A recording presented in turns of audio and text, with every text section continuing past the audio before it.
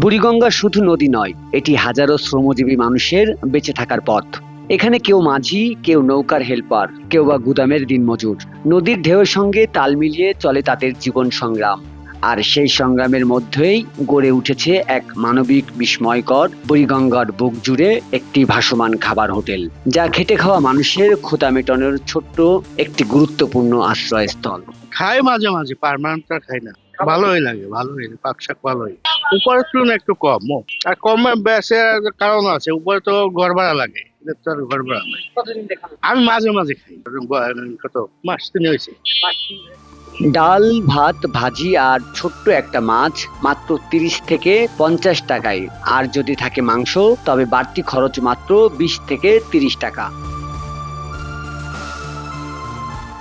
ঢাকার মতো শহরে যেখানে প্রতিদিনই খাবারের দাম নিম্নবিত্তের নাগালের বাইরে, সেখানে এই ভাসমান হোটেলটি হয়ে উঠেছে দিনমজুর, মাঝি ও শ্রমিকদের জন্য এক অপার আশার আলো। এই ধান কাপড় বান্ধি আবার উড়াই নামাই। খাবার কতদিন দেখান এখানে? খাই প্রায় মাস তিনের মতো। খাবার কেমন?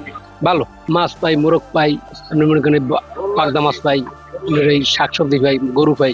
এই হোটেল কোনো এনজিও প্রকল্প নয়, নয় কোনো সরকারি উদ্যোগ, নেই কোনো আলোকসজ্জা, নেই দামি চেয়ার টেবিল বা সিমসাম কোনো পরিবেশ।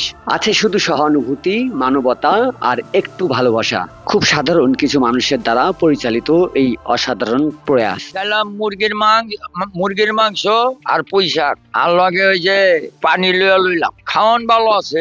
এই হোটেল তো গরিবের হোটেল ভাই, খাইয়ালে একটু শান্তি আছে। ওই ভিআইপি থেকে গরিবের হোটেল ভালো, পাক শাকও ভালো, অর্ধেক মূল্যে খাওয়ান যায়। আপনার উপরে এক প্যাকেট মাংস নিব 150 টাকা, এর দ্বারা আইলে 80 টাকা।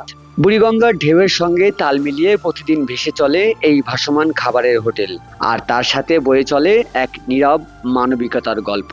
লিটন আফরোজ, সকালবেলা।